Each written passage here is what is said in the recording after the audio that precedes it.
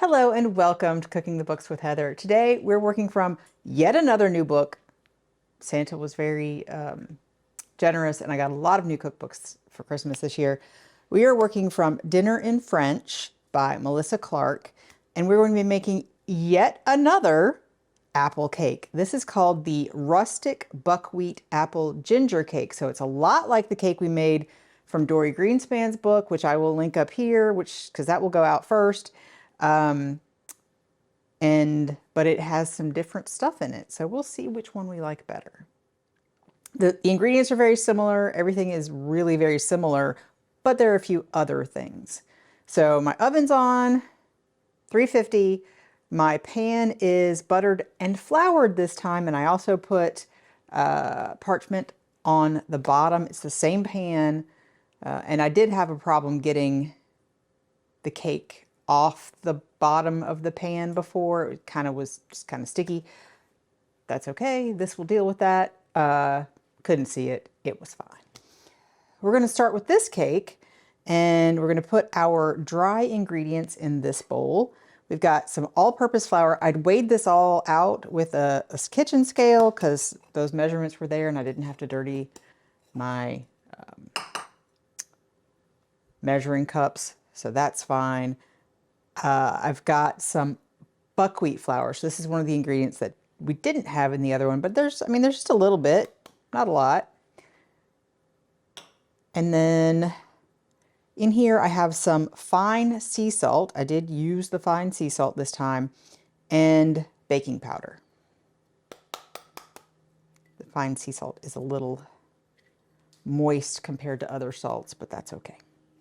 And I think that's it. Yep. We're going to whisk it together, get it all mixed, get any lumps out. And now we have a bowl for our wet ingredients. So I'm going to crack my eggs. These are supposed to be room temperature, and they are basically, our room temperature is a little chilly right now.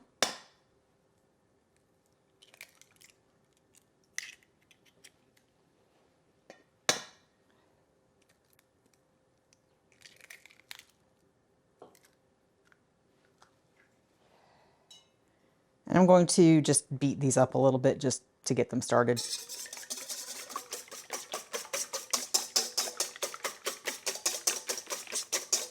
We're supposed to whisk them until they're frothy, so I'll be whisking a little bit.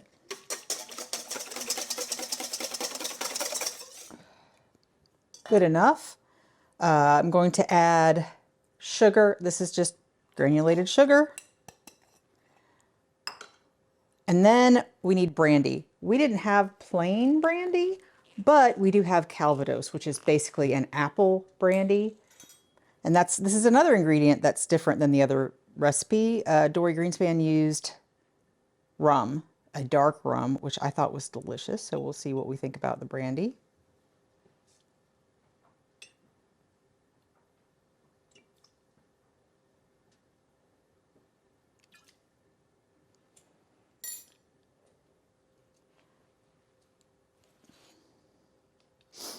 And we also need to add some vanilla to this mixture. This might be getting real close to the end of this vanilla. I've made some of my own, but I haven't used it yet. Of course, after I spent a year, making my own, I found out that now the people say that you shouldn't do that, that it's not worth it, and it doesn't taste any different, but whatever, it's fine. I'm going to mix this up. Whisk it up.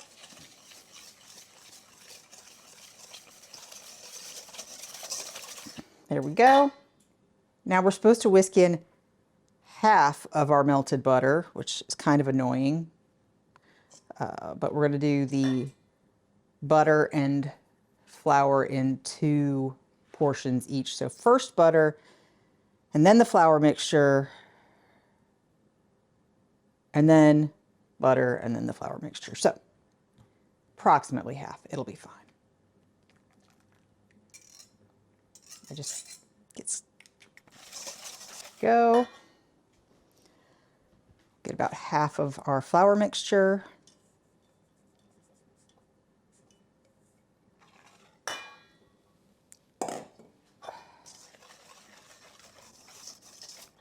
the rest of our butter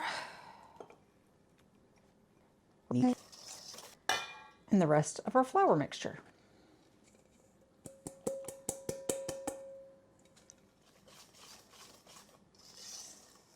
Here we go. That's good. Now I'm going to switch to my rubber spatula and we're going to add apples. She doesn't call for a particular kind of apple. We used a couple of different kinds because that's just what I happen to have on hand. Maybe 3, I don't know. They didn't all have labels. So they have been peeled, cored, and cut into approximately 1-inch pieces. Some are smaller, some are a little bit bigger. It'll be fine. And this is candied ginger. Here, I could only find what's called crystallized ginger. Pretty much same thing. This is very sort of hot to the mouth all by itself. It has been finely diced, so we will see what we think about that addition, and we're going to fold this in. Again, it's a lot of apples for not much batter. And the buckwheat has given the batter a very dark color comparatively. Same pan, but you can see it's got parchment in the bottom. Only difference, oh, plus the flour on the outside. Buttered, then floured. Same flour we used here. Pour all of this in here. I did appreciate that there was a weight measurement for the apples here, so I weighed those out before I peeled and cored them, just to make sure that I had the right number rather than like large apples. Because, I mean, what's a large apple? How much does it weigh? But also, it probably doesn't really matter exactly how many apples you have, because it's a lot of apples no matter what. All right, so now we're going to try to smooth this down.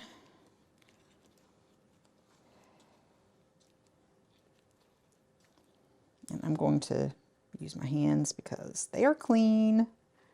I just want to get as much of this batter off as I can. And this is ready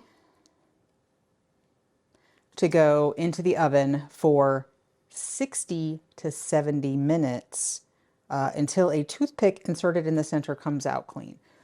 So it takes a little bit longer. I don't know if that's because of the buckwheat or it just needs that much longer. We'll see. But we will let you know exactly how long it takes when we come back, when it's all done. 60 to 70 minutes. This is after 70 minutes.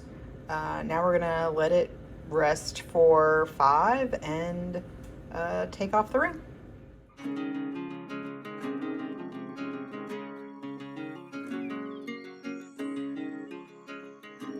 In this episode of Cooking the Books with Heather, you watched me make the rustic buckwheat apple ginger cake from Melissa Clark's Dinner in French.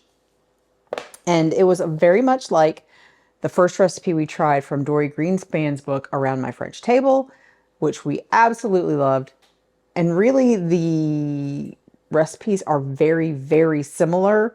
However, this one just adds a couple of things. It adds the finely chopped candied ginger and it adds some buckwheat flour.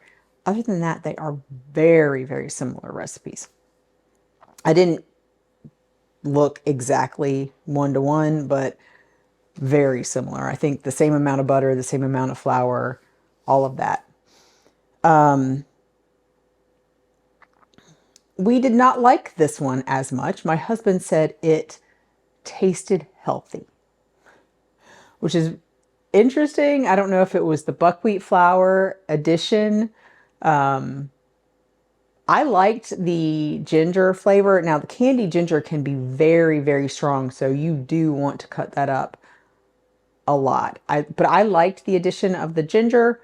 I liked that flavor, but it did not wow me like the other one did. So I don't know why. I don't know if it's the buckwheat flour, maybe.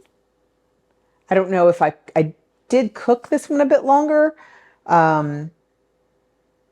I don't know if I underbaked the other one and this one, or maybe I overbaked this one, because the recipe does ask for you to cook it a little bit longer. I think it's 60 to 70 minutes versus 50 to 60 minutes, something like that.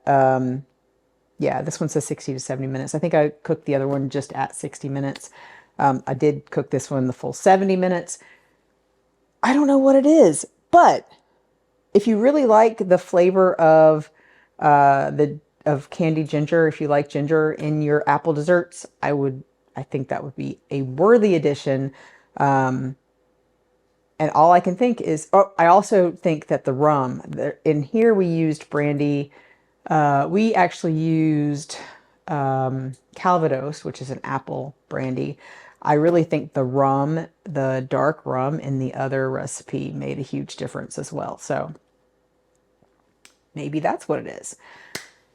But we preferred the other one. But I'm looking forward to trying some more recipes out of this book. If you've tried this and you loved it, let me know in the comments down below. And if you've enjoyed watching me make this, please give me a thumbs up, hit the subscribe button, and come back and watch me make something else next week.